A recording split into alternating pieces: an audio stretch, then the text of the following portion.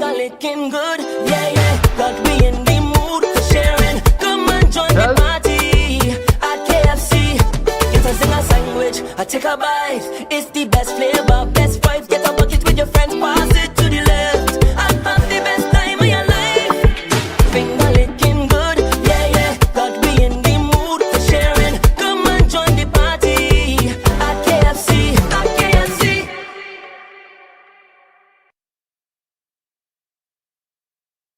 Looking for quality lumber for your dream home or an upcoming project? Then make Builders Lumberyard your premier provider. We provide a full selection of rough and dress lumber, such as Green Heart, Purple Heart, Kabakali, all types of mixed hardwood, Silver Bali, Ditarma, and many other species. We also stock clean and knotted pine doors in various sizes, Qualable posts, farm boards, plywood, and all types of molding. Orders can be cut to any specification and delivered to your worksite. With over 25 years of experience in the lumber industry, we are determined to provide a quality lumber that meets our home builders and contractors' every need. Builders Lumberyard and you will always be a winning combination. Visit our main office at 12 Lombard and Deroy Street or our branch office at 66 Ben Street, Georgetown, or telephone 225-9530 227-0904. Surprise your family today with a nice vanilla-flavored cake made with Maid Marian cake flour. It's perfect for the birthday, anniversary, special occasion, or just celebrating the joy of having your family together. So get a pack or two of Maid Marian cake flour to make that moist, fluffy, vanilla-flavored sponge cake, donut-shaped cakes, Swiss rolls, and other delicious baked goods. Bring on the smiles with Maid Marian cake flour. Made and packaged not by hand by Nomilco, the National Milling Company of Guyana. National Milling Company of Guyana.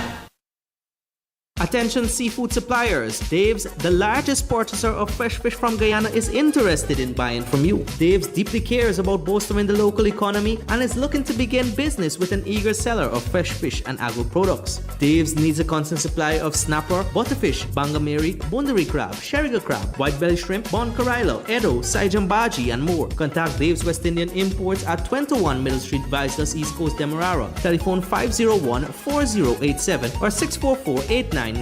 Dave's will purchase. It's here! Igloo Ice Cream Fruit Bars. 4 mouth-watering flavors. Mango, pineapple, strawberry, and soursop. A beautiful combination of real fruit and igloo ice cream. Go old school with fluty popsicle, classic flavors, and refreshing goodness.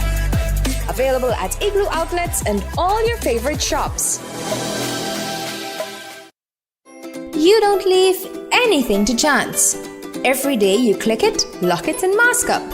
Now press, rub, and wash with Sterling Super Soap. Our antibacterial formula eliminates 99.9% of all germs and bacteria.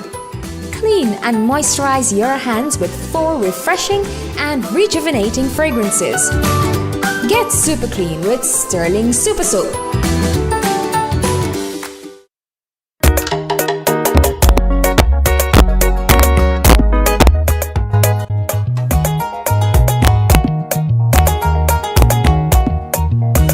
Yeah, well, good evening and welcome to another program of the Sean Dever Sports Watch. It's Tuesday, February 17th, still in the year 2026. Happy Matrimony in advance. Ghana celebrates its Republic anniversary. It's going to be 56-year-old as a republic, and it's celebrated with the Matrimony floats and so on. Happy Matrimony in advance. That's going to be on next Monday.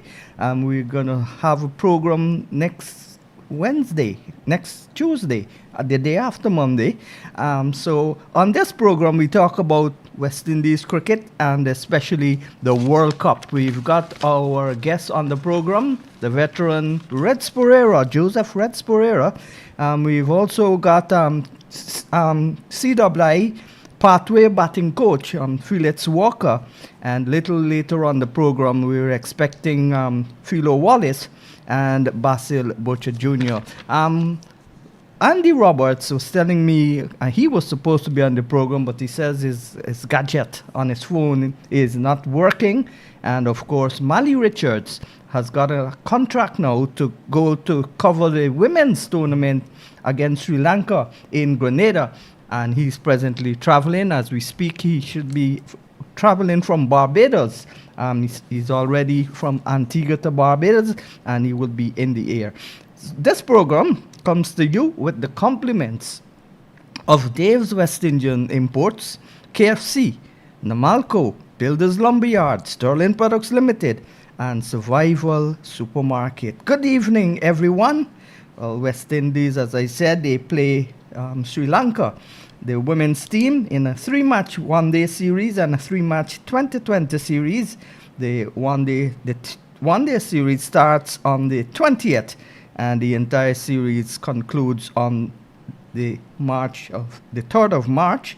And West Indies will look to maintain their unbeaten streak in the group stage when they take on Italy.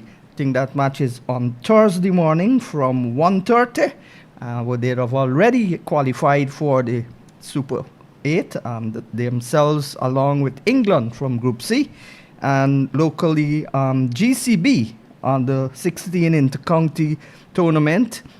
Two rounds have been played so far, and today Lumarsh Sicharan hit a majestic 151, and Mackay Dowling, the son of Travis Dowling, the former West Indies batter, he had 5 for 18 bowling right arm leg spin. Demerara beat the West team at LBI, and Berbice beat Essequibo at the Lusignan ground. There's a break tomorrow, and then on Thursday, the two unbeaten teams, Berbice and Demerara, will play in the final round. Of course, Berbice, Essequibo playing the rest team, and the final round is going to be on Saturday. And lots of cricket because there's lots of sun now. So tomorrow, the Demerara Cricket Board has organized their under-19 into association cricket. Georgetown, with the likes of World Cup youth player Shamar Apple, they'll be playing at the police ground from 9:30. So Reds, good evening to you. I'm not seeing Felix Walker. Mr. Walker, you've walked away from the show. I'm not seeing you. Good evening. Can you hear me? Yeah, I'm hearing you, but I'm not seeing you anywhere. Yeah, can you hear me? Yeah, Reds. Let's talk a little bit about the women's tournament. Until when the two other guests comes from 8:00, we'll focus on the World Cup. So let's talk a little bit now about the West Indies women's team. They're playing 6 matches, 3 one-days and 3 2020s from the 20th of this month in the island of Grenada, the Spice Isle.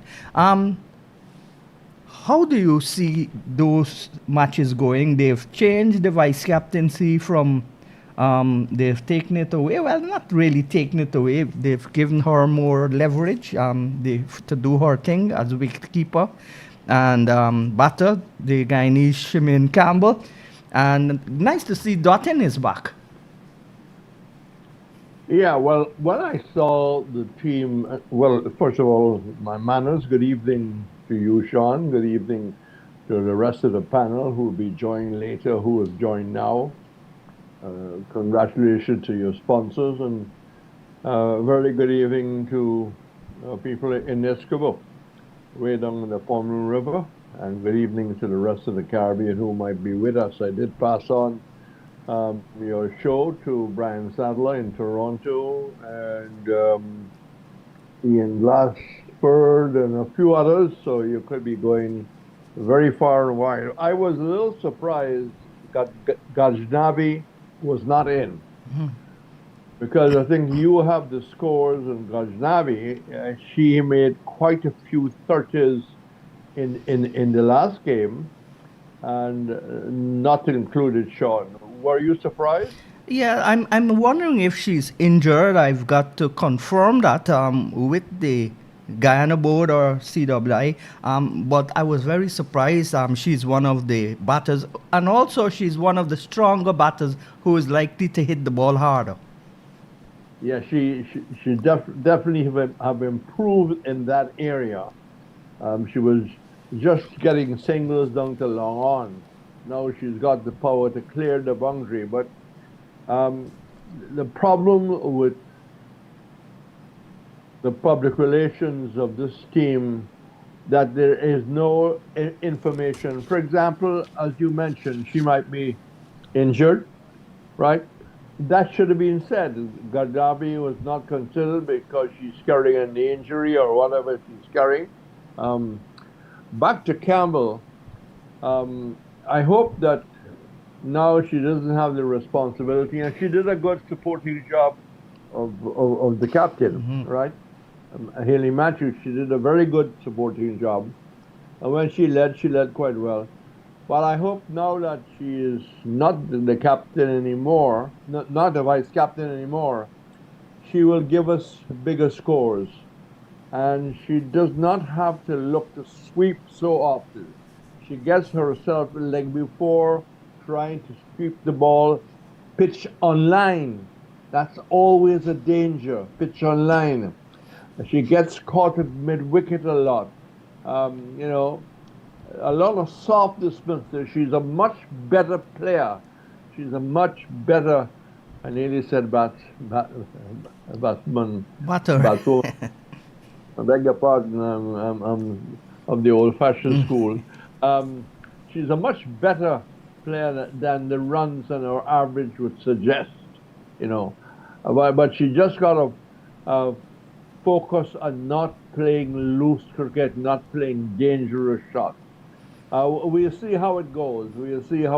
But I don't believe that we have had the marginal improvement that we have seen other teams have in the world game.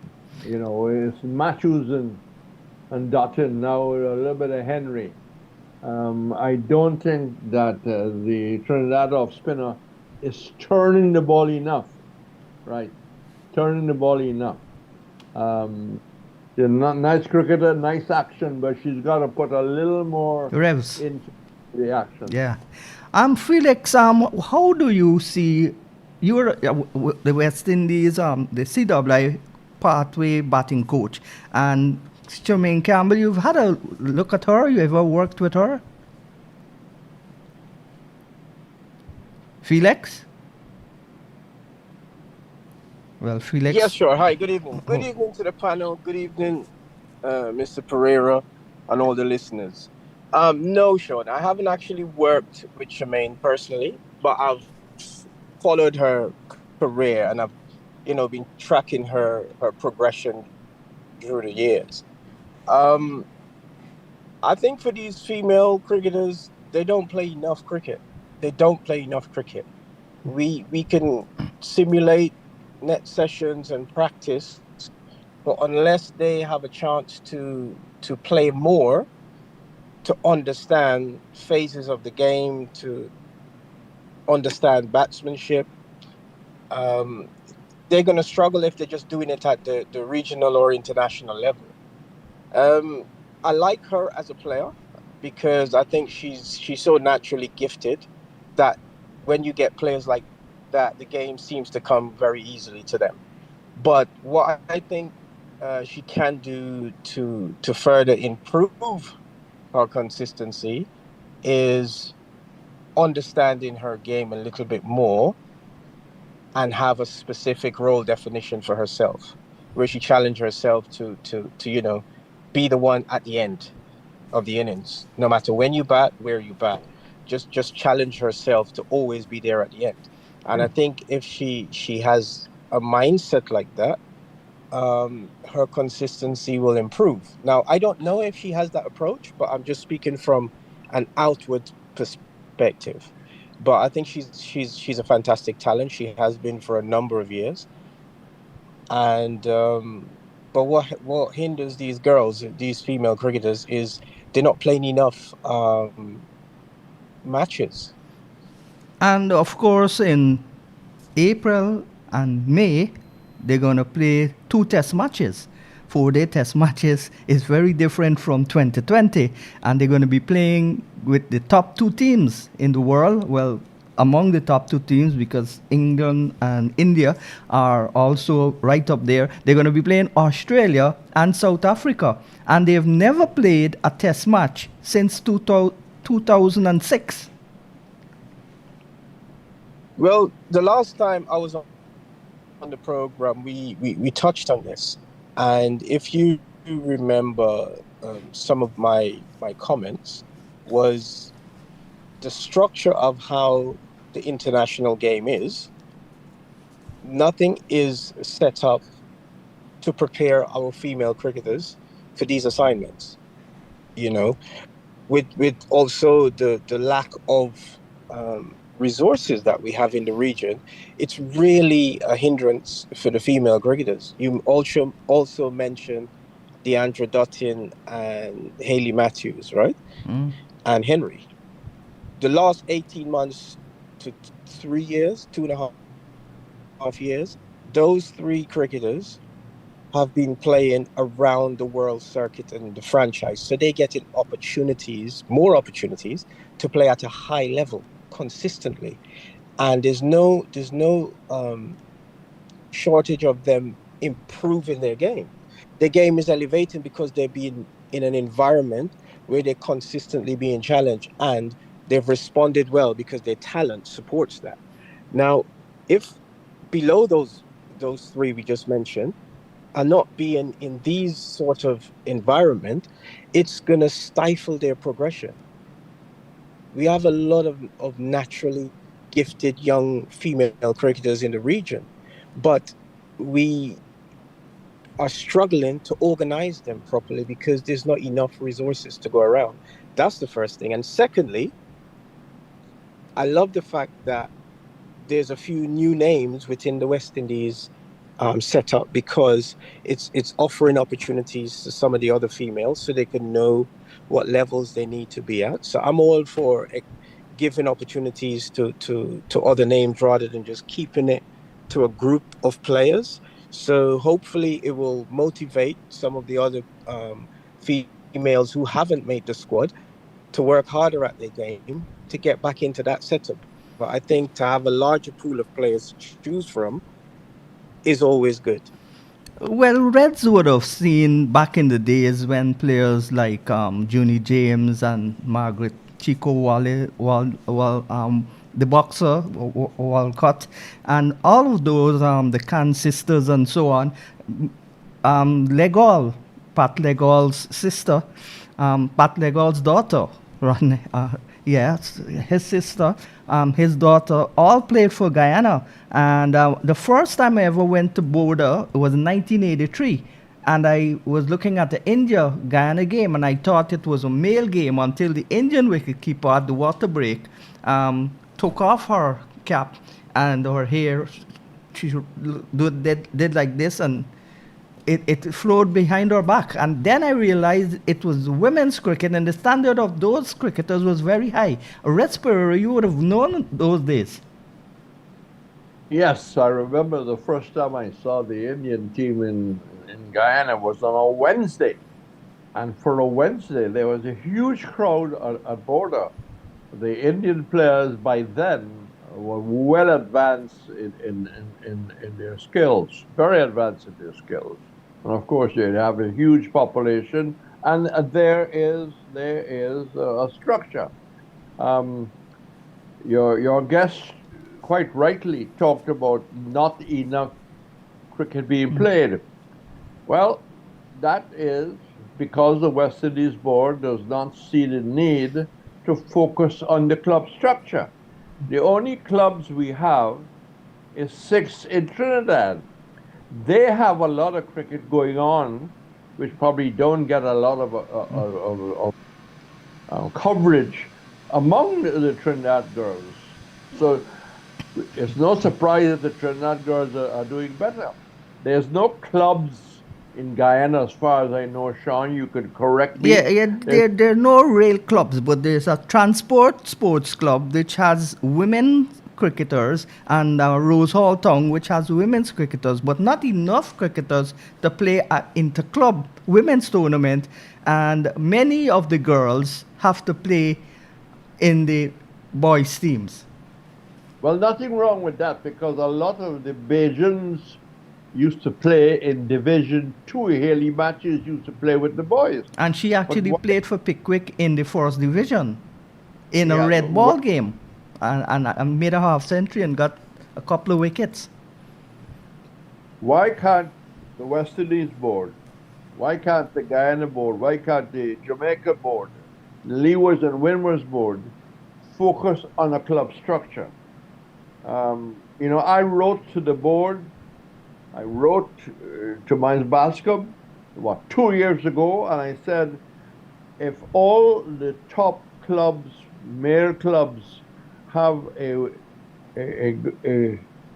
female section, but the female section must not practice with the boys. The female section must have their own space. You could create a huge number of girls towards forming clubs. The other thing, Sean, the secondary school in the region, they play volleyball, they run track, they play basketball, they play table tennis, right? They swim. They do not play cricket. When is there going to be an effort to convince our Minister of Education in the region to have secondary school cricket at the girls' level? How many secondary schools in Guyana play any cricket, John? Well, when I was playing, they had lots of cricket tournaments, but now, none. John, how and now? None. But they're trying to resurrect cricket in schools. The former educational minister, Priya Manichan, she had a 5-point plan which included a sport, which most likely would have been cricket or football. But I don't know if that plan is going to be continued by this new minister. I guess it would.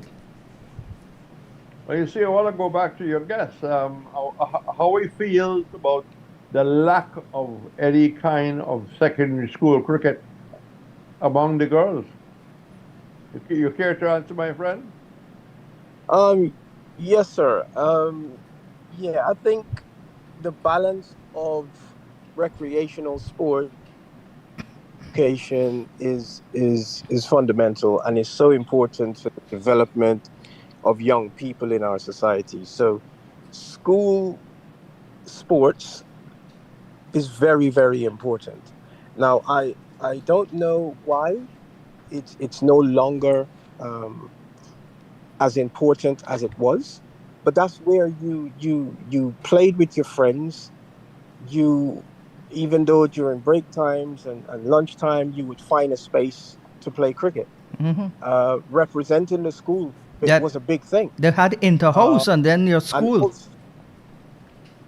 Right, and also the added incentive as students, when you represented the school, it actually gave you time off school. Yep.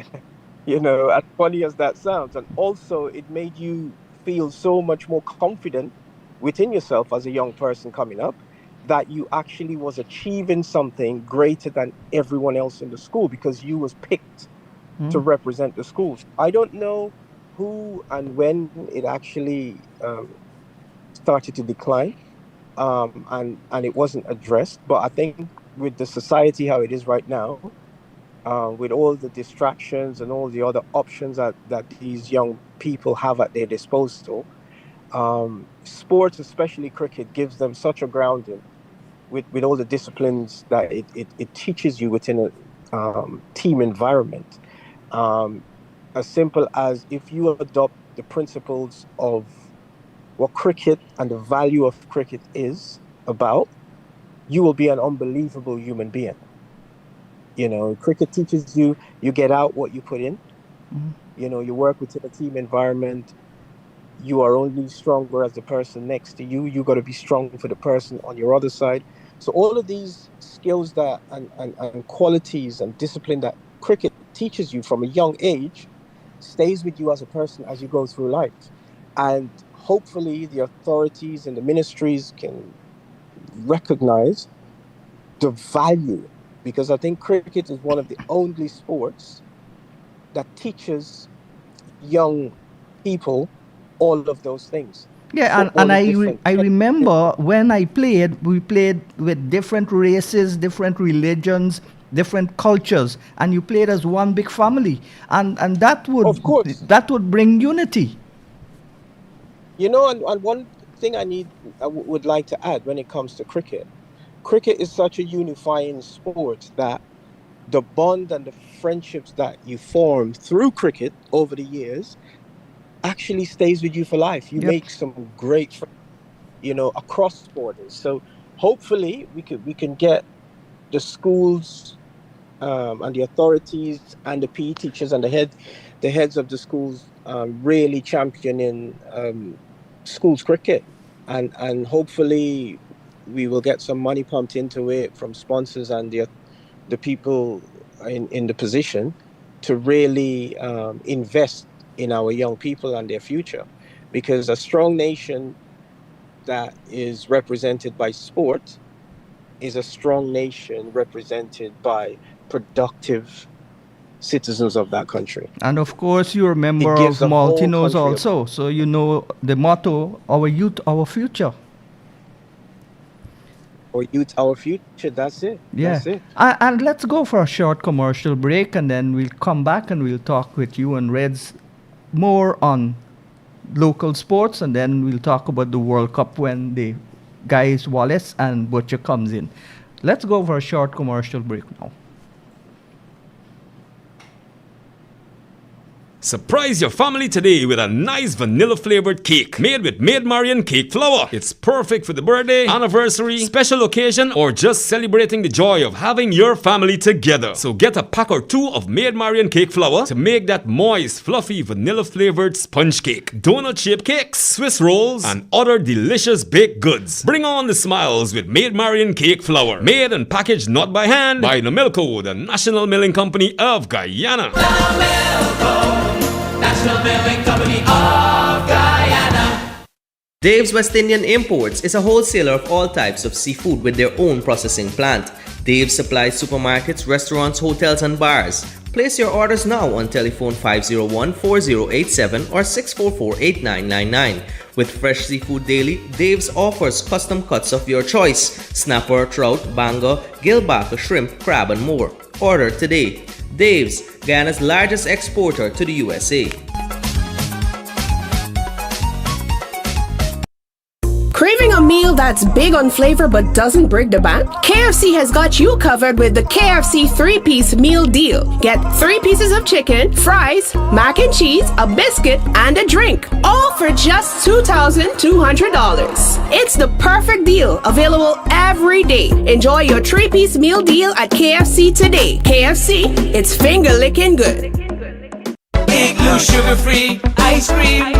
Sugar-free ice cream. Impossible that you're singing about ice cream without added sugar right now. I mean, how's that going to taste? It's the best, most delicious I've ever tasted. The premium French vanilla flavor is so rich and velvety. Plus, my gym instructor approves. It's great for my weight loss. So it's really delicious? Like you aren't kidding me? The children! No added sugar could be healthier for them. And Grandpa Glenn, with his diabetic condition. You mean he could finally enjoy desserts after all these years? I have to go. I have to get this. Grab Igloo's sugar-free ice cream before she does.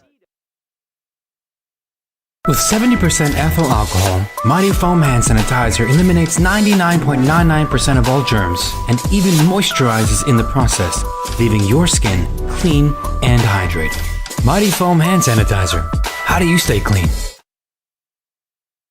Looking for quality lumber for your dream home or an upcoming project? Then make Builders Lumberyard your premier provider. We provide a full selection of rough and dress lumber, such as Green Heart, Purple Heart, Kabakali, all types of mixed hardwood, Silver Bali, Ditarma, and many other species. We also stock clean and knotted pine doors in various sizes, qualable posts, farm boards, plywood, and all types of molding. Orders can be cut to any specification and delivered to your worksite. With over 25 years of experience in the lumber industry, we are determined to provide a quality lumber that meets our home builders and contractors' every need. Builders Lumberyard and you will always be a winning combination. Visit our main office at 12 Lombard and Deroy Street or our branch office at 66 Ben Street, Georgetown, or telephone 225-9530 227-0904.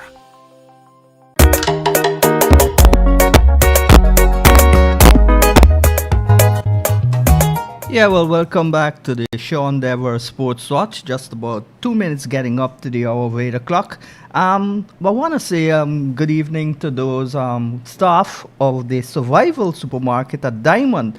The customers don't have to come all the way to Sher Street now because they've opened a new branch at the Diamond on the East Bank, in addition to the one on Sheriff Street. So good news there for Survival fans, Survival customers, and the elderly. They've got a big day on Wednesdays where they give senior citizens a big discount. So kudos to you, Survival Supermarket. Felix, you've been following the under 16 intercounty? Yes, I have. What do you think of the batting of Sicharan, Lumar Sicharan? He's gone from the under 13. Well, he played for under 13, under 15, under 15, under 17 for Guyana already, and I'm sure he's going to be a good contender for the under 19 team this year also. He's got 6 more years in the under 19. He's only 14 years. They made a brilliant 151. Of course, Travis Dowlin's son, Mackay Dowlin, bowling leg spin, and that's a rare art. He got 5 wickets. What do you think the standard is for the Georgetown team? How they're dismantling these other teams? And Burbies now, the defending champions, they're going to play not tomorrow, Thursday. The two unbeaten teams, they're going to be playing in the final round, and then the final is going to be on Saturday. Lots of cricket. Yeah, if I get back to the question, what I think of Lamar, I've actually known of him for a couple of years now, and the first time he really caught my attention is when he made a triple century. And for any batsman to have the power of concentration at any age or any level to make a century, let alone a triple century, it says that you have something about you. I think he's an exceptional young man who has a strong foundation from his home life. He's got exceptional parents. I've had the privilege to meet both of his parents. And his father is with all the time with him, every match.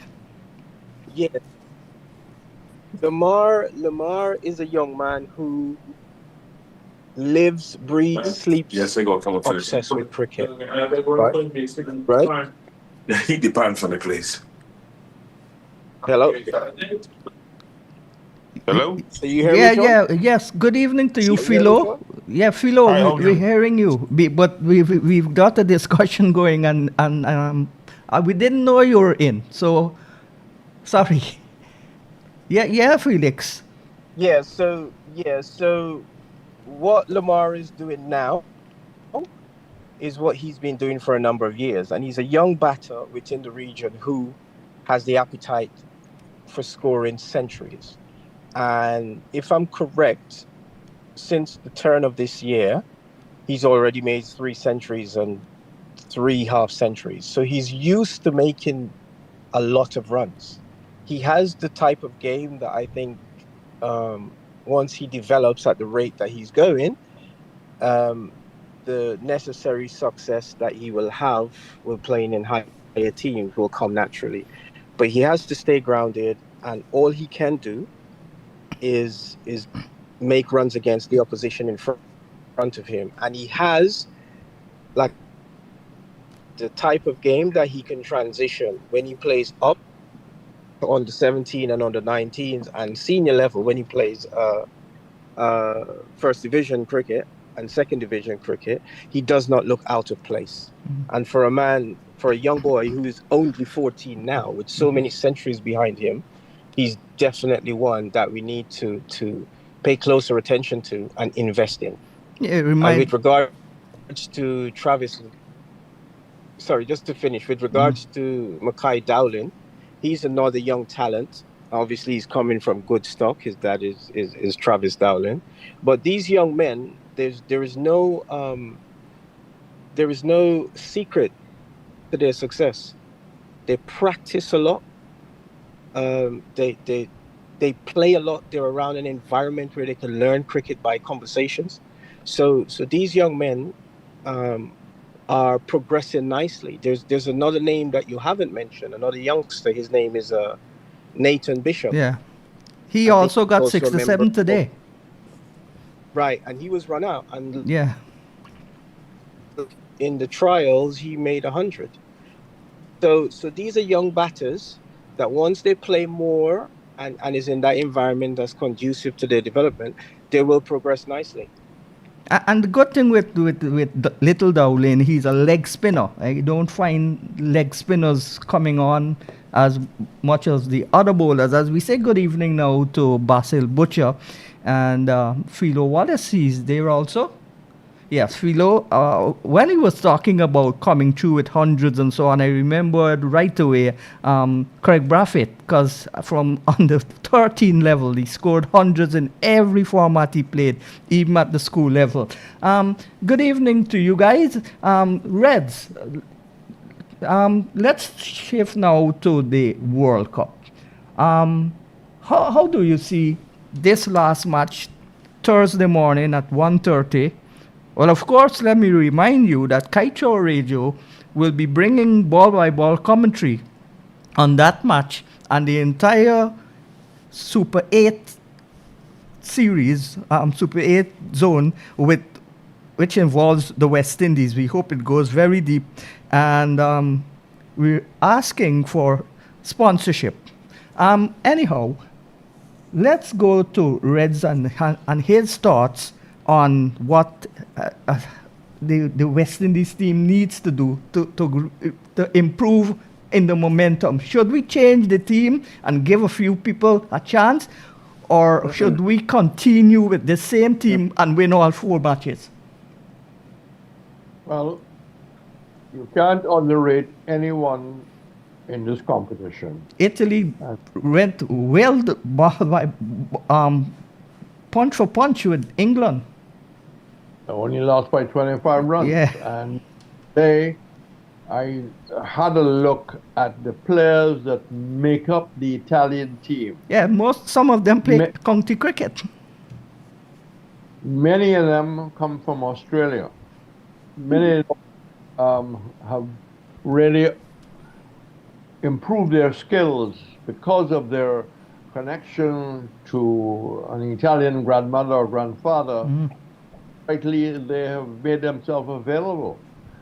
So the West Indies will have to play their best team.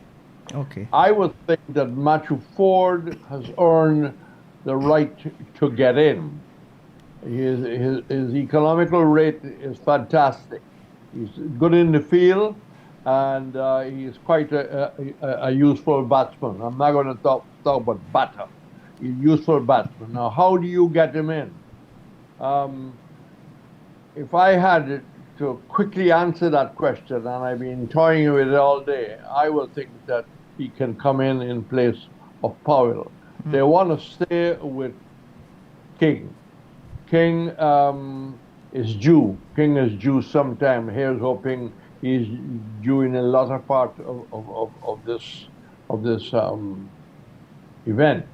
I want to see Joseph bowling many more Yorkers.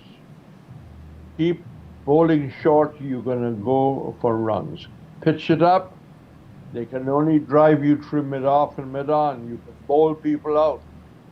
But I think the West Indies got to take this very seriously. You can't be looking to experiment unless somebody is injured, as the case may be. So that's my one change in the side that Matthew Ford will, in fact, come in. But I just want to say, before I hand to my other colleagues, good evening to both gentlemen. One I know very well on the field of play, one I know very well through his great father, Senior Basil Butcher. But Patam Nisanka scored a magnificent 100, right? A magnificent 100. And he took me back to watching A.B. de Villa and young Coley and other outstanding white ball players. This guy has got footwork, he's got stroke play. He didn't play one shot to cow corner. He didn't play one swipe. Everything was perfect. It was one of the best innings in the white ball cricket I have ever seen. I'll keep my comments short because other people need to make a contribution. Philo Wallace, we talk about the batting. Would you change the batting to give somebody else a chance and then go back to your informed batters, or would you play the same strongest team against Italy? So we have to be real here. West have played 3 games and they've won 3. Scotland, Nepal, England. Not in that order, but Scotland, England, Nepal. And we have a team called Italy to play. And if you look at how they've been playing good cricket. Just luck was not on their side. I don't think we can tinker with anything. If we're going to bring in a batter, it's going to be Johnson Charles. Brandon King is struggling, but I think they're going to persist in him because they're going to need him in the Super 8. Yeah. And Italy would be the team that you think that Brandon King should get some runs off. Yeah. Just like how Shea Hope got runs against Nepal. He was struggling as well. Edmar has surprised us all with his consistency. Everyone is ramping and raving about his consistency, which is good to see. And then we hope that when we get into the Super 8 side, it continues. Yeah, so I think that he will be consistent. We have to play our best 11, showing at all possible times. Shepherd missed the game against Nepal because he had a little niggle. Bafifor came in and again did not disappoint. Will Shepherd play against Italy, but they want to risk him? We don't know. We have to wait and see. Because you're going to need Shepherd as well for the Super 8s. So it is a touch and go situation. We know the head coach is a decision maker, and the final decision falls at him who the final 11 will be. But we cannot underestimate Italy at all. We need to beat Italy convincingly. So if we go into the Super 8 starter against Zimbabwe, we have the confidence. And you have to remember too that Zimbabwe have former West Indies captain, Ambassador Courtney Walsh in their backroom staff. And he will be giving them a lot of insight knowledge about how our bowlers and batters go. So that is another thing we have to consider. So winning convincingly against Italy is going to give us a big boost when we reach the Super 8s and playing the individual teams in the Super 8. So I wouldn't tinker anything. I'll play what we have. Obviously, it talks with Shepherd if he's fit enough to play. If he's not fit enough to play, well, then Matthew Ford keeps his play. And we're going to look to beat Italy convincingly so we can have the confidence that is needed when we get to this, when we start the Super 8s competition. Yeah. The Super 8s leg on this World Cup. Yeah, Basil, your thoughts? I know the US has still got a chance to get into the Super 8s also. Yeah, the US got to hope that Namibia could beat who is that? Who Namibia plays? The last game that Namibia plays on the other side, they got to hope that Namibia could beat that team. But I am with Philo. I going into the Super 8s or this game against Italy. If Shepherd is healthy and fit to go, he returns back to the team. We play the same team. A competition like this is about the team, putting your best team and continue to peak and get better with each game. So sitting out somebody is not in the best interest of the team unless that person is injured. So once Shepherd is available, he's back in the team and Ford goes back to the bench. Felix, you still with us? Felix? Yeah, Sean. Good evening, gentlemen. Good evening, gentlemen. Good evening. Good evening. How do what do you think is the important aspect of Hetty Meyer's consistency now? What is he doing right? he's not doing anything right. He's doing what he's paid to do, which is score runs, and that's his job description. He's a batsman. So, with the amount of cricket that he's played around the world, this should not be a surprise to us. He's been a talent for a number of years. He's excelled at the T20 game in the IPL. So I think the added responsibility of him going in earlier is a different mindset, where he can actually play as a batsman rather than what they call nowadays a finisher.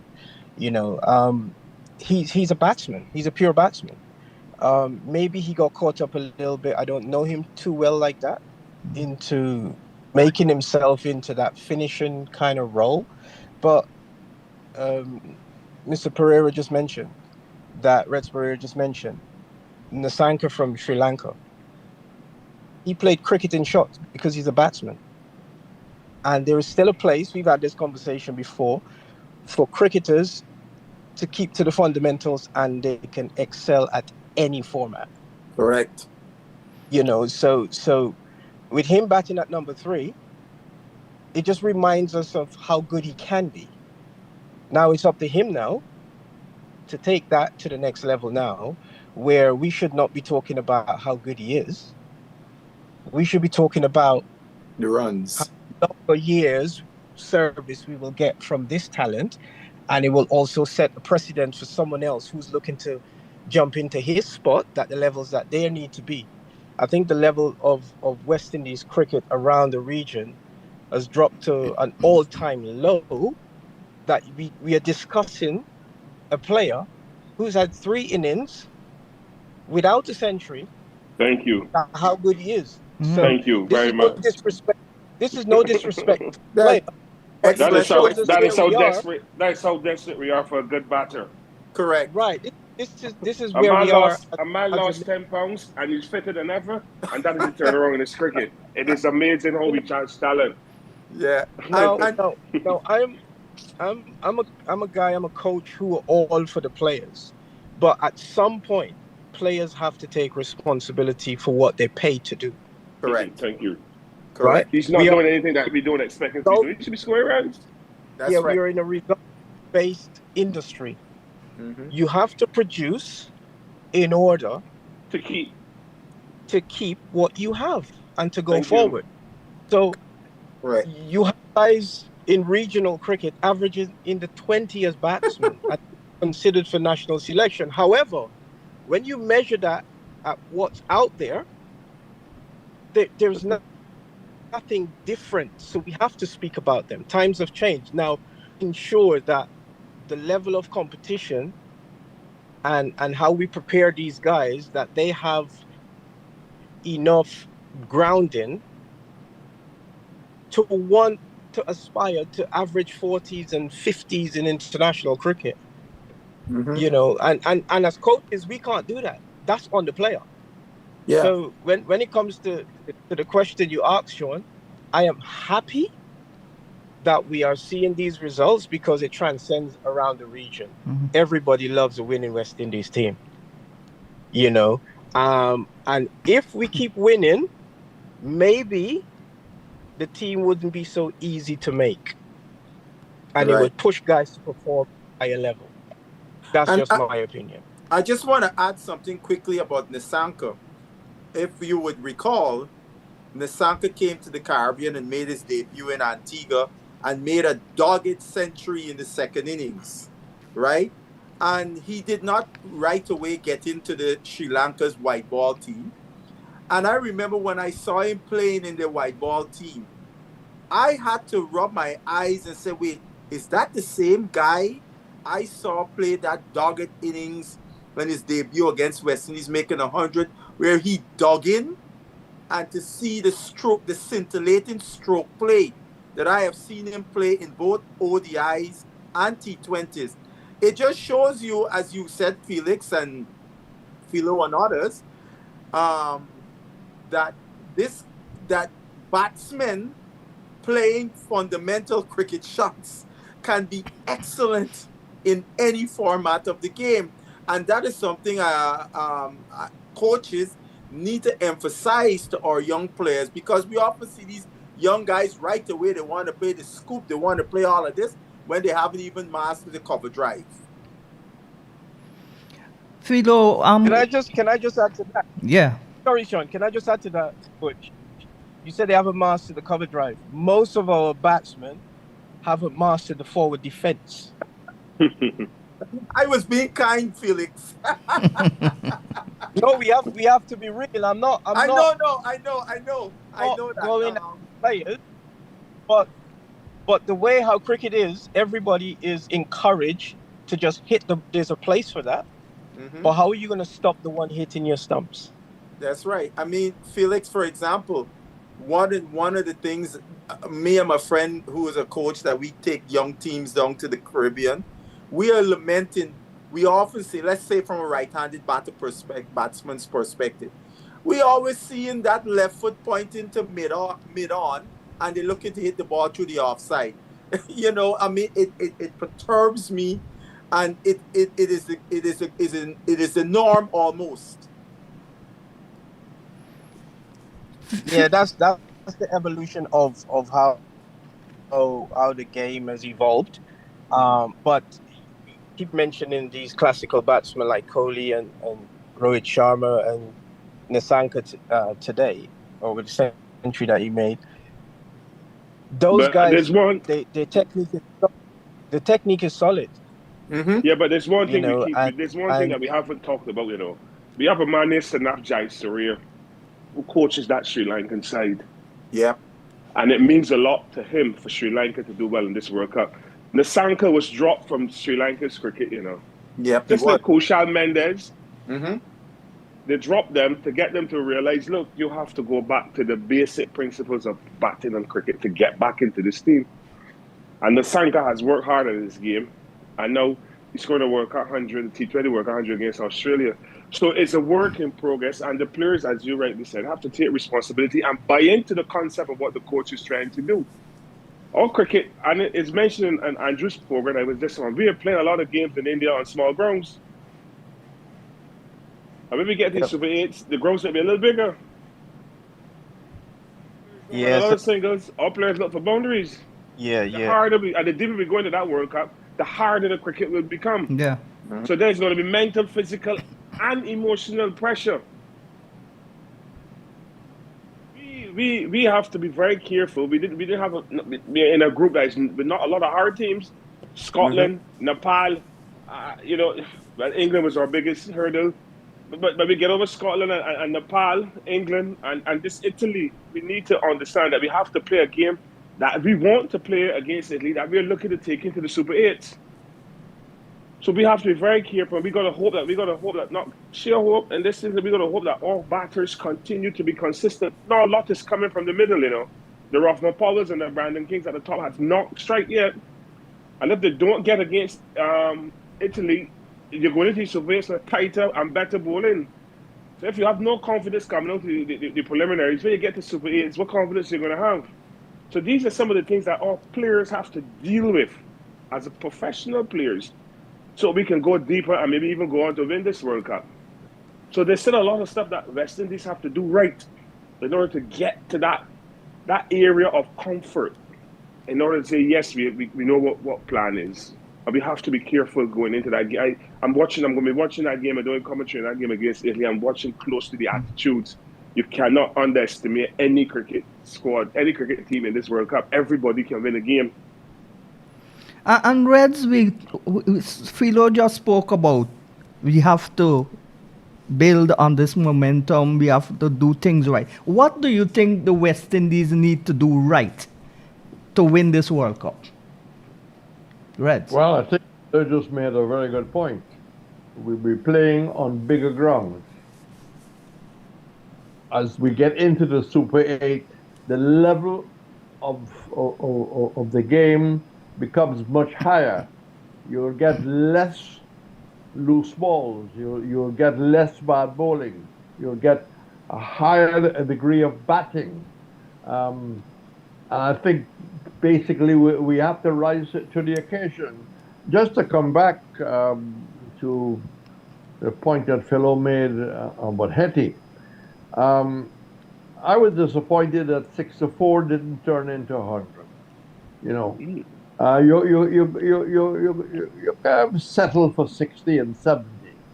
I mean, I was delighted to watch how Rutherford played. Very matured, very cool. He had a number of dot balls in the first, let's say, the first half an hour, but he waited until it was time to attack. And they ran well between the wickets. They ran hard. They ran twos consistently. They rotated to strike. I'm happy that Hetmeyer has shown us coming at number 3 where he doesn't have to worry about the number of balls left. But I think he owes us more runs. You know, I remember watching Clive Lloyd from when he first started. When Clive Lloyd pushed on to the other level, he will hit sixes over long on. He will hit sixes over long off. Hetmeyer is going in one direction. Every captain, every bowler in the world is looking. I mean, look how he lost his wicket to the Bay England fast bowler. A little more of a bounce, top edge gone. If you keep doing that all the time, it's only a matter of one ball taken off and you're gone.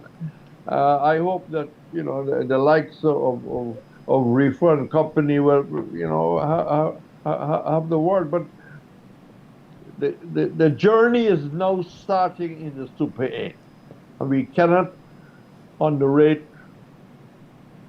the Italians. When we get in, we cannot underrate the Zimbabweans because they play with a lot of spirit and a lot of pride. All right, let's go for another short pause for business calls and then we'll be right back.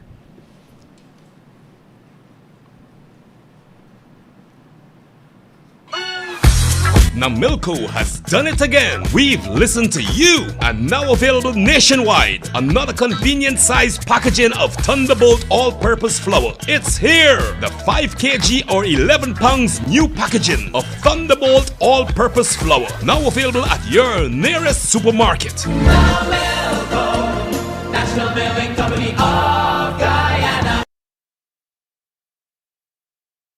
Looking for quality lumber for your dream home or an upcoming project? Then make Builders Lumberyard your premier provider. We provide a full selection of rough and dress lumber, such as Green Heart, Purple Heart, Kabakali, all types of mixed hardwood, Silver Bali, Ditarma, and many other species. We also stock clean and knotted pine doors in various sizes, Qualable posts, farm boards, plywood, and all types of molding. Orders can be cut to any specification and delivered to your worksite. With over 25 years of experience in the lumber industry, we are determined to provide a quality lumber that meets our home builders and contractors' every need. Builders Lumberyard and you will always be a winning combination. Visit our main office at 12 Lombard and Deroy Street or our branch office at 66 Ben Street, Georgetown, or telephone 225-9530 227-0904. Cleaning power like no other. Mighty Foam dishwashing liquid cuts through grease and grime every time. Lemon zest, green apple, citrus burst, and wild berry. 4 great fragrances specially formulated with super cleaning, grease-fighting power. Mighty Foam dishwashing liquid works hard to get your dishes spotless and is gentle on your hands. Available nationwide. For more than 3 decades, Dave's West Indian Imports has been supplying the demands of Guyanese living in the USA with their favorite Guyanese products: Pomeroon coconut water, fresh fish, shrimp and crab, champion chow mein, icy sodas, golden cream, margarine, wiri wiri pepper, katahar, and kazrib, just to name a few. If you have family from Trinidad and Tobago and Jamaica, Dave's has them covered too. 9807 97th Avenue, Ozone Park, New York, only 5 minutes away from Liberty Avenue. 11808 Liberty Avenue, Richmond Hill, New York. 7505 New Hampshire Avenue, Tacoma Park, Maryland. The Caribbean market. Dave's West Indian Imports, supplying the best of the Caribbean to the USA. It's here! Igloo Ice Cream Fruit Bars.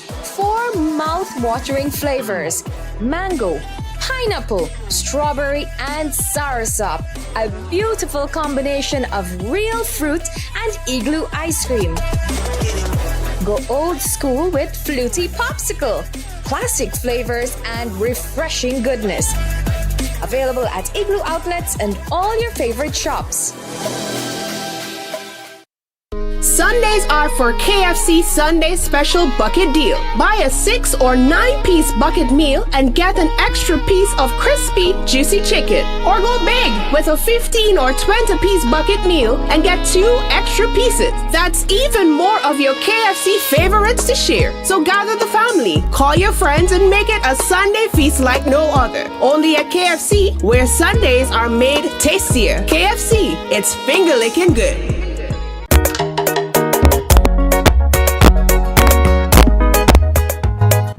Yeah, well, welcome back to the Sean Devers Sports Watch. We've got on the panel veteran cricket commentator Red Sporera. We've also got CWI Pathway batting coach Felix Walker.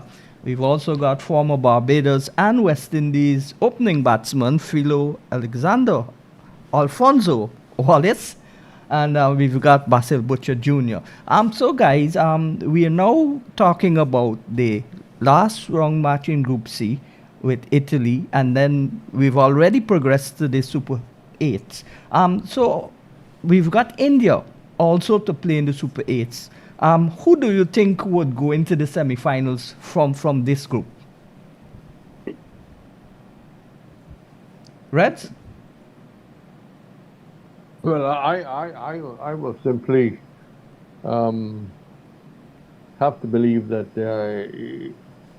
we can feel that India is going to be in the final. I'm saying straight away, I think India is going to be in the final. I'll wait and see. I wait and see. There's so many upsets in this competition. On the day, people have to perform, and I'm not going to go any further. Well, Basil, if Reds thinks that India is going to be in the final, then definitely India would be one of the teams progressing. And West Indies got to play India in the Super 8s. Look, I think South Africa is another is a team that's going to come out of that group. I think that game South Africa played against Afghanistan, that game really, in tournaments like these, you need a game like that to kind of put you in the mode of where you know you have to go, and especially when you could come out on the other end of that game where you made mistakes that could have should have cost you the game, but you were still able to make the plays to get over the hump. It gives a team a lot of confidence that to tell them that I can win from anywhere. And the other thing with that game too, their champion bowler could have cost them the game. He bowled, I would call it, he choked in that last over. And then you saw what happened the next game. So why I say that about South Africa, I think their focus has become so much more heightened as a result of that loss that you saw in the next game, the clinical manner in which they defeated New Zealand. It was something to watch. I mean, at one point, New Zealand looked like they was going to make 200 and change, and the South African bowlers just pulled the game right back. And as soon as I saw that score, I said, they're going to knock that score off, and they did. So that's a team that I feel they're going to get to the semifinals. So going with what Reds is saying, it would be South Africa and India coming out of the group. But you never know. It's T20 cricket. West Indies could always pull off the upset. Oh, well, my gut feeling is that once the batting clicks, we've got to make a lot of runs, especially the grounds are small. That suits Rutherford and Hetty and Shepherd and all of them. But we've got to play collective cricket. No one person can't make a big score alone. We've got to make collective big scores and get a big score. I think runs on the board will be our bowlers are going to struggle. All the bowlers are going to struggle on those small grounds. So the batters have to step up. Philo, how do you feel about Pakistan? We've not talked about Pakistan yet. Pakistan could get into this. There's one vacant spot, either Pakistan or the US. Pakistan is continued through the form. They're very inconsistent international side. And the thing is that what Pakistan should do is that they have a former Pakistan captain and prime minister in prison. Mm-hmm. And they should use that as an inspiration to let the government know we are going to play this competition and win it for Imran Khan. Mm-hmm. That is one thing I believe that they should be doing. Because for a man like Imran Khan, who has done so much good for Pakistan, as a cricketer, prime minister, to ascend to prime minister's position is a big ascendancy. That Pakistan national cricket side should be taking what is happening to Imran Khan in their own country very seriously and using that tool as their inspiration of doing well.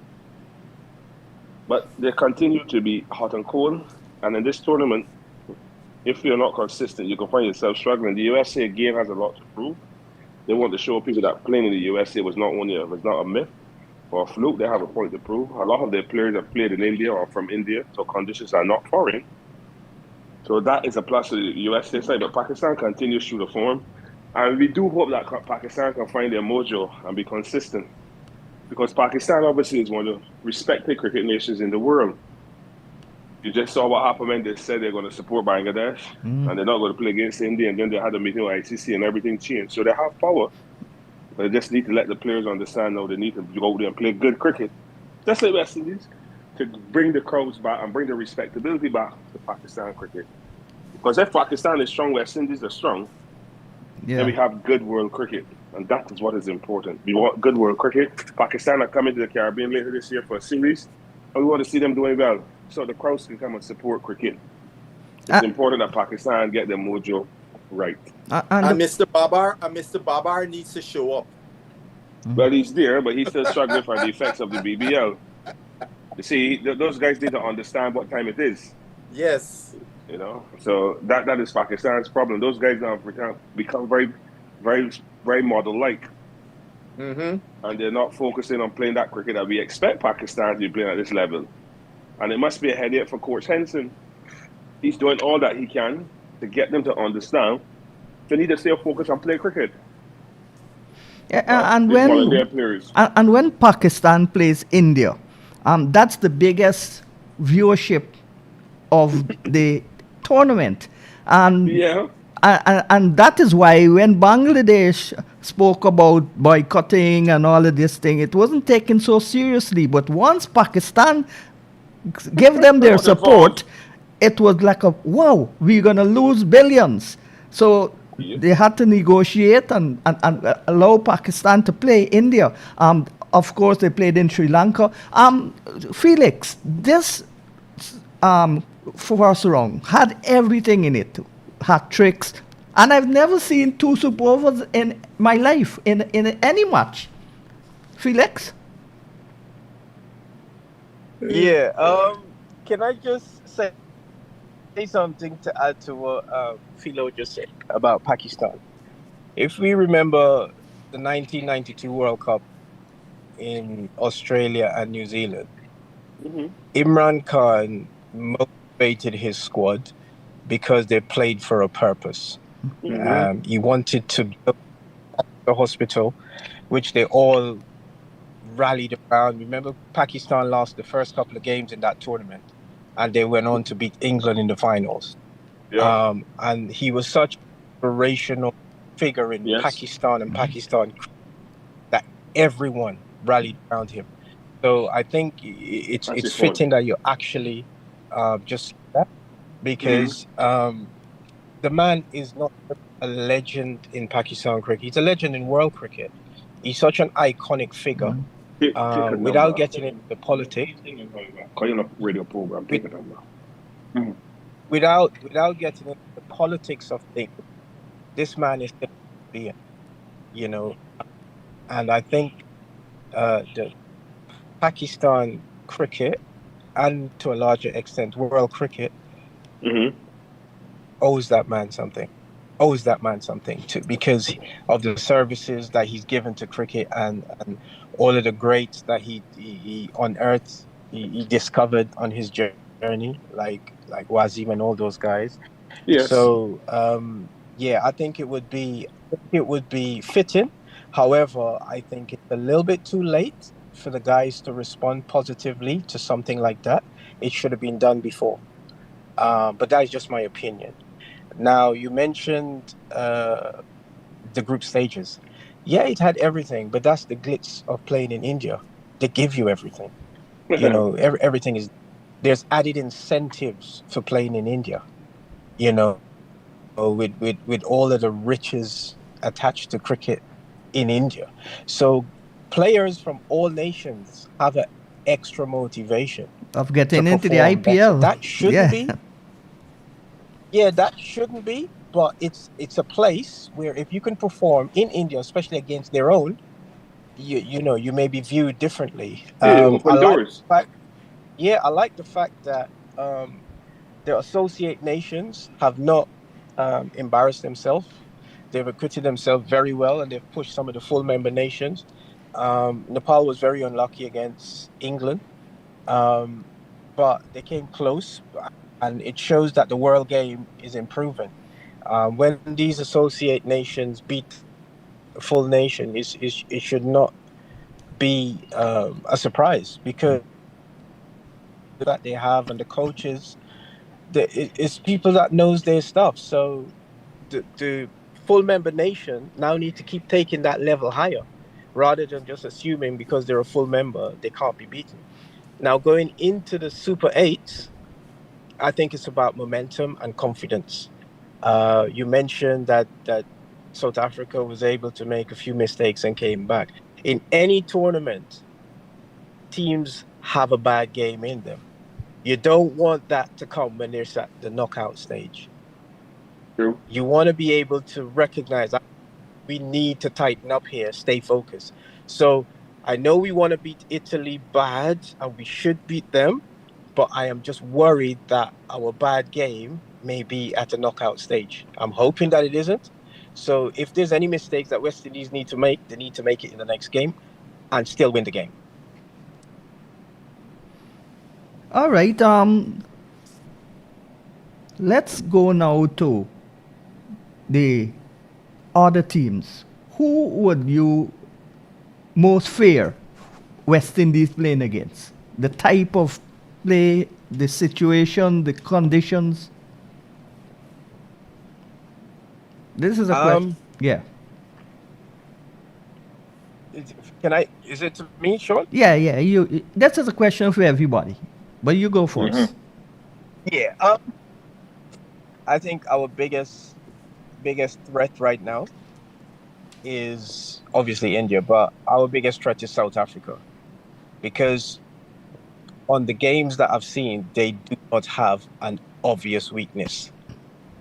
So, however, in tournaments, West Indies have this inner desire and passion to do well on the biggest stage. So I will not go against West Indies. I've said it before the series start, before the World Cup started.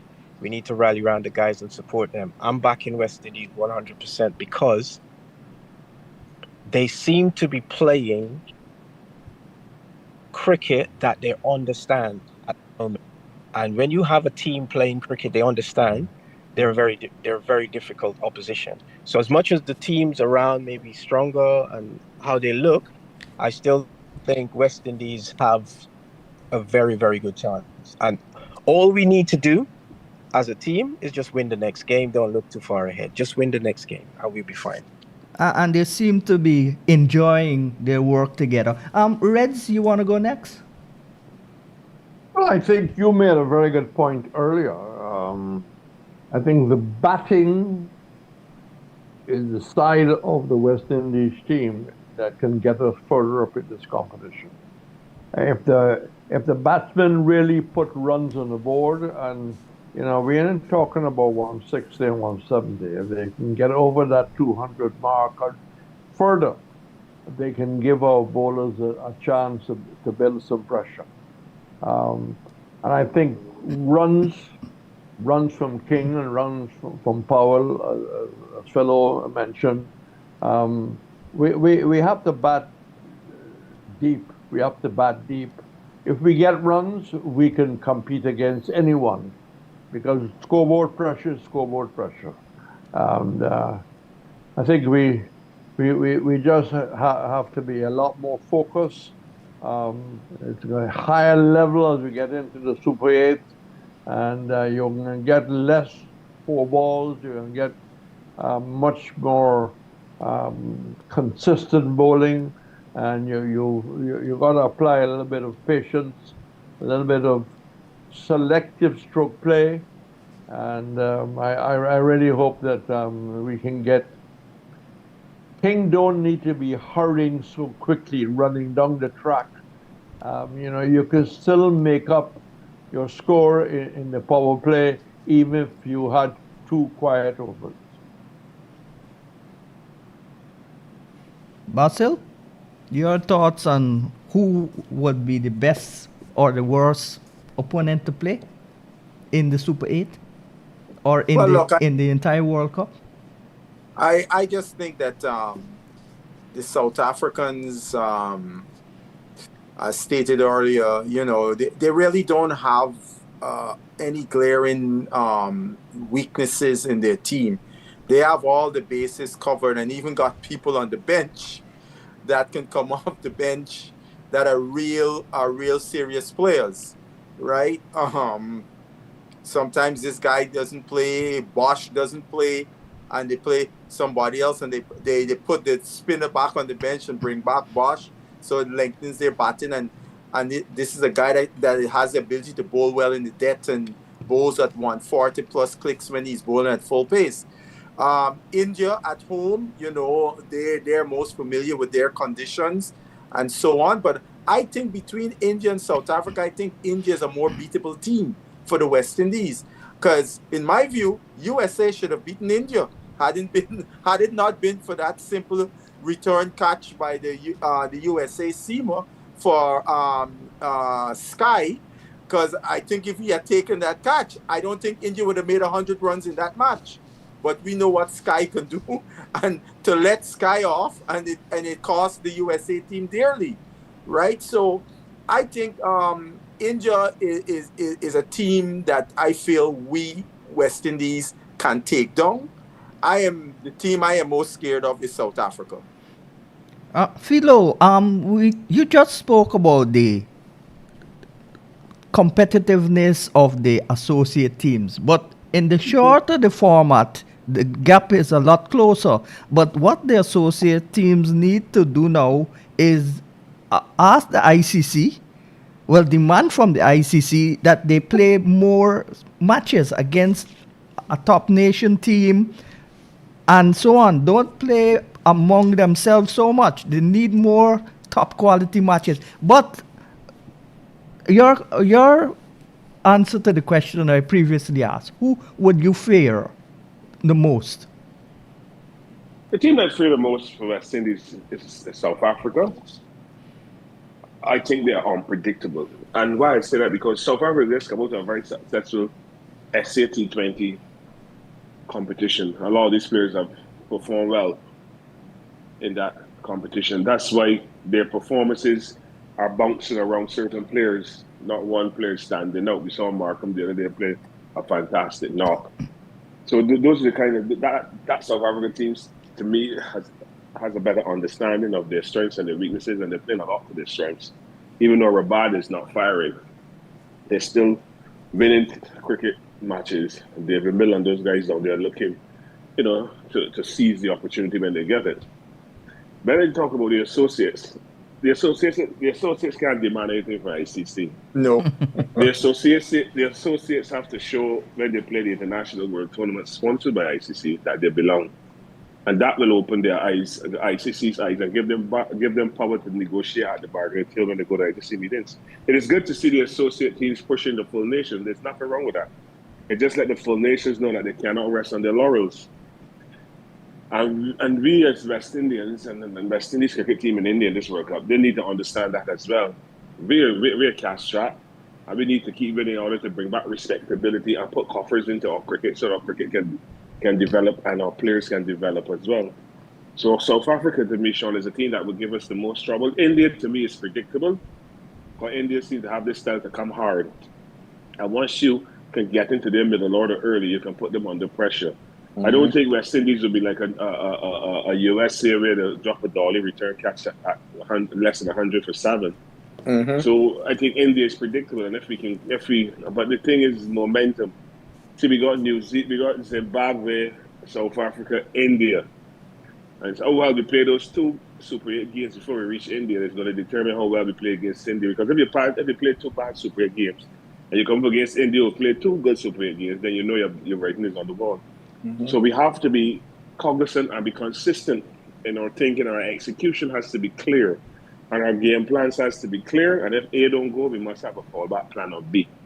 Can't go into those games with a bare A plan. Sometimes it don't work. So South Africa, to me, is the team that we have to watch carefully because they're playing top quality T20 cricket at the moment.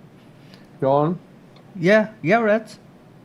Yeah, I'd just like to ask the panel a question. We've been talking about the West Indies batting, and we were talking a lot about making runs, but we haven't really looked at the way how we've been bowling. What does the panel feel about the performance of the bowling so far, and what they would like to see improvements in which areas from which bowlers?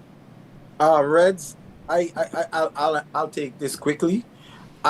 Coming into this World Cup, I felt our Achilles heel was our bowling, and I must admit that bowling performance of England is the best I have seen a West Indies T20 team bowl in several years. Right, that's the best I've seen us bowl from top to bottom. Right, the areas I would like to see improvement in, I would like to see Hussain to get in more amongst the wickets in the power play as he did when he was the top ranked bowler in T20 cricket. But I fear that teams have caught up with Hussain and that arm ball. I saw that situation, if you remember, in the World Cup in the West Indies, when he started with that arm ball in swinger ball. He caught a lot of teams off guard early in the tournament. But as the tournament went on and teams started to caught up with this in swinging ball, he wasn't as effective. And, he was a guy that we would always be adding something to his game. And for me, he hasn't done so in the interim since the last World Cup. So I would like to see a little more consistent from him bowling up front. Jason Holder, at times, especially in the power play, he has taken some serious licks, and we need because the teams that we're playing against in the Super 8s, all of those teams got some serious men at the top of the order that come at you. And if you miss your mark, you're gonna pay dearly.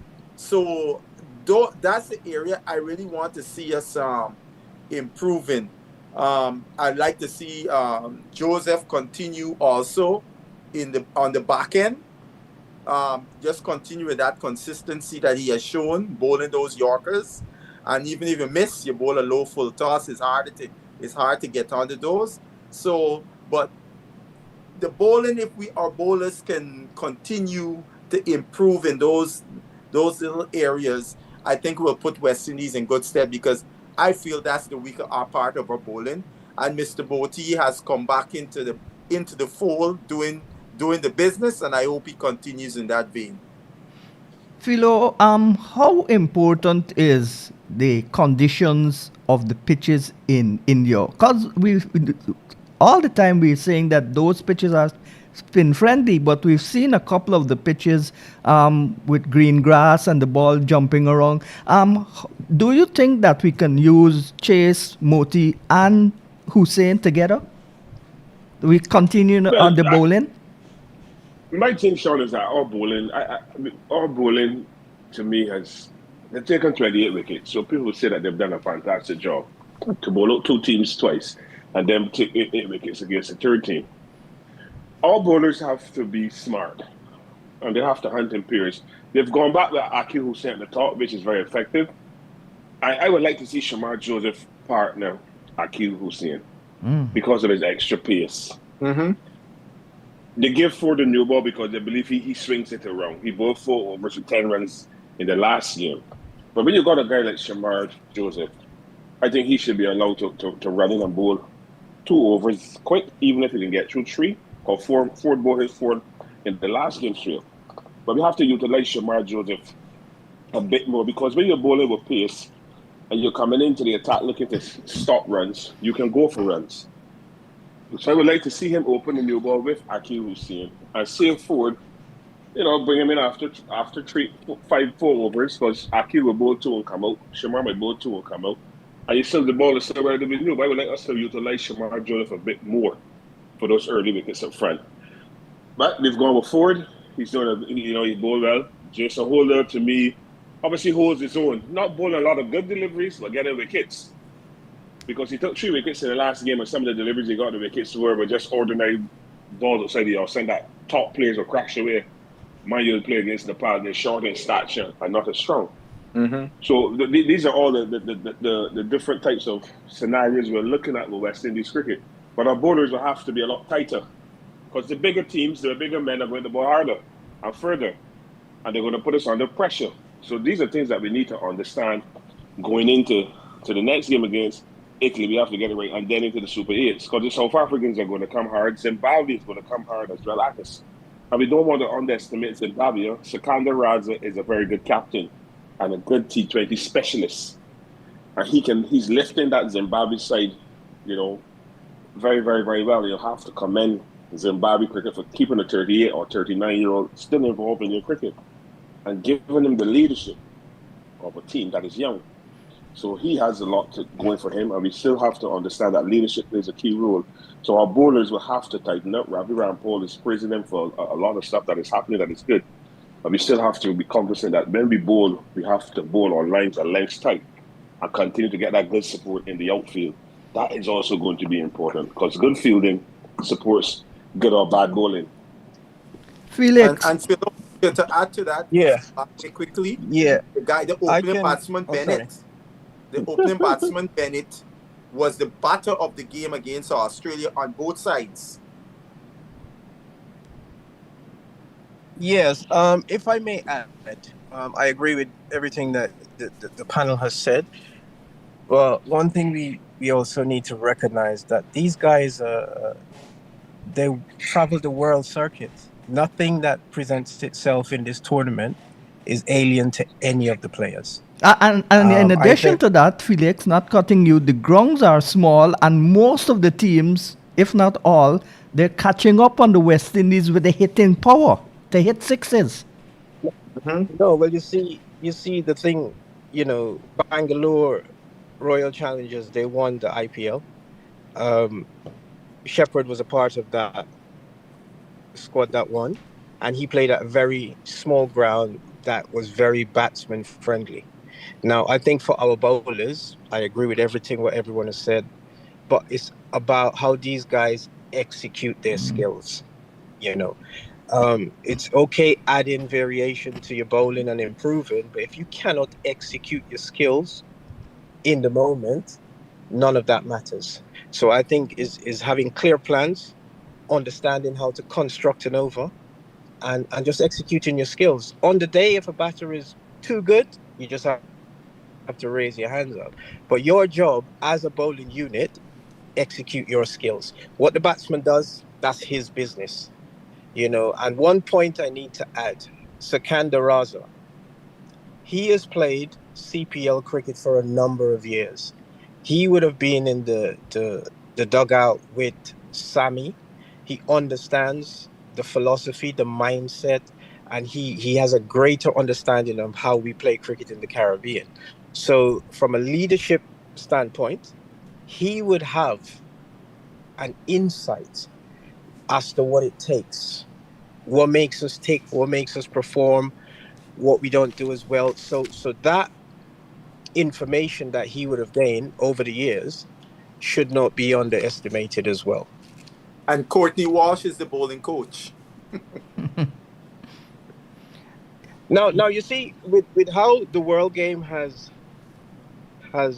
progressed, a lot of it is based on analysis and stats. So a lot of the stuff is out there anyway.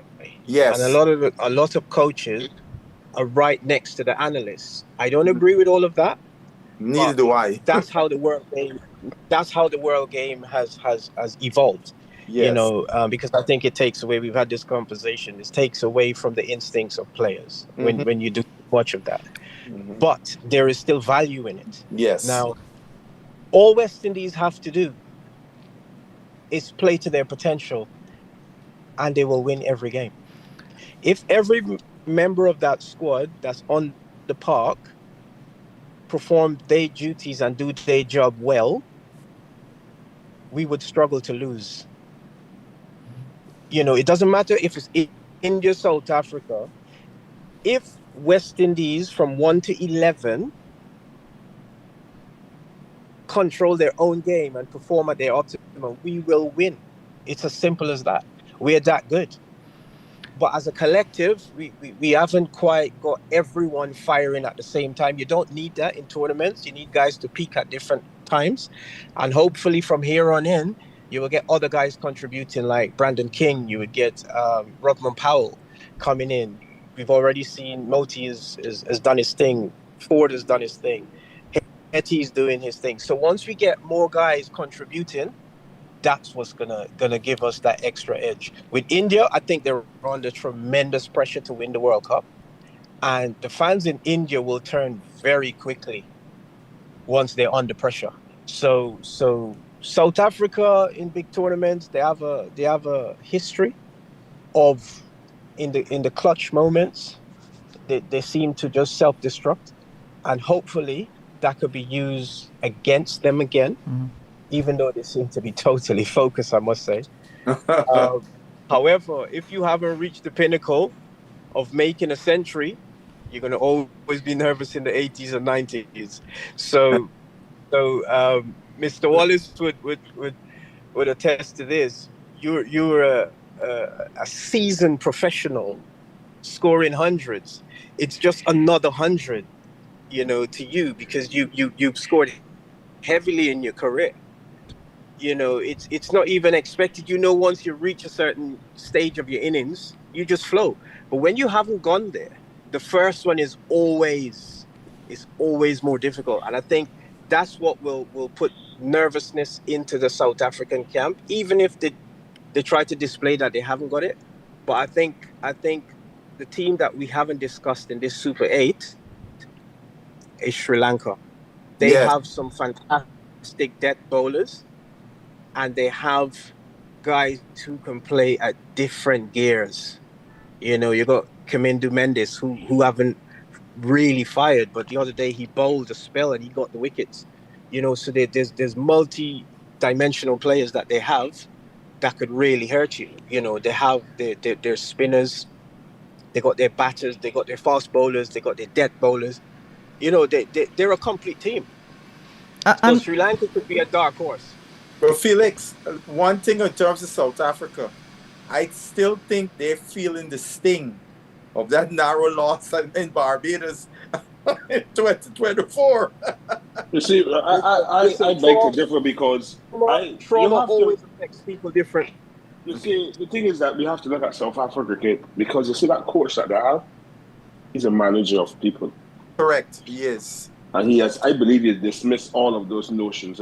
That's why South Africa is playing the cricket that they're playing. And you can't underestimate what the coach has been doing. He's been there now for a little while. My take is that, yes, we haven't discussed Sri Lanka. Sri Lanka has played a very good brand of cricket. Jai Siri is the coach. The Sanka plays well. And then again, as a collective, different people are coming to the fore.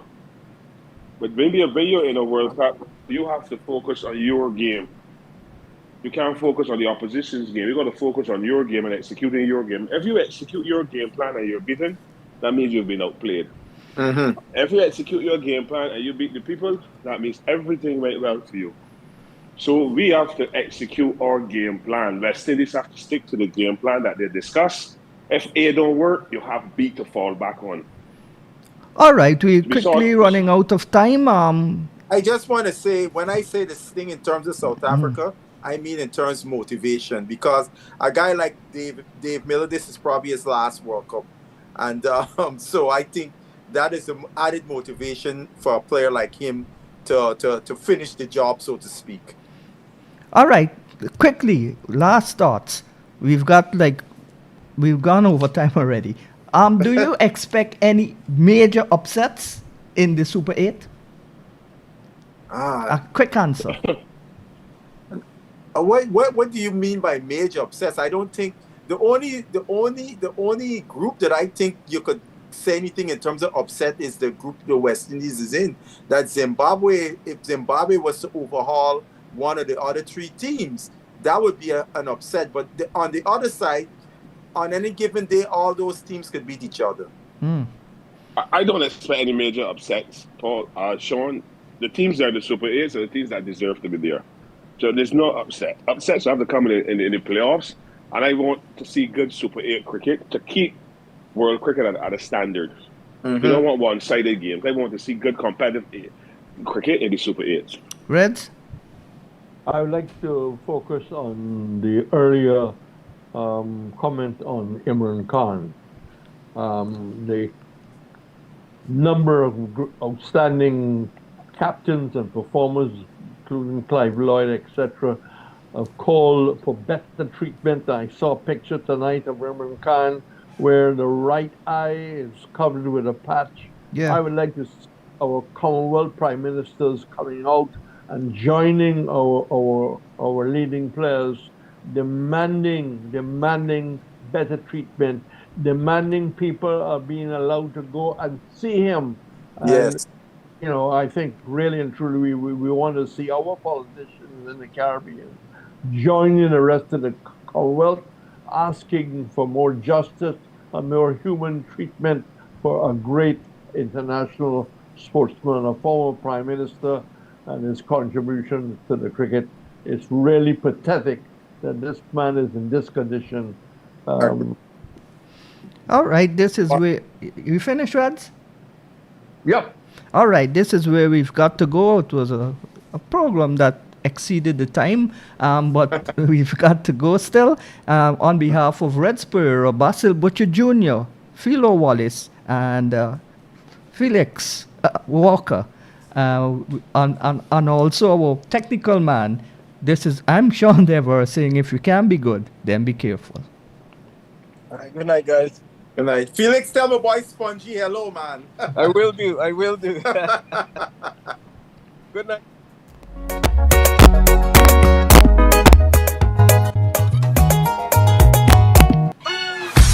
Now Milko has done it again. We've listened to you, and now available nationwide. Another convenient size packaging of Thunderbolt all-purpose flour. It's here. The 5 kg or 11 pounds new packaging of Thunderbolt all-purpose flour. Now available at your nearest supermarket. Now Milko, National Milling Company of Guyana.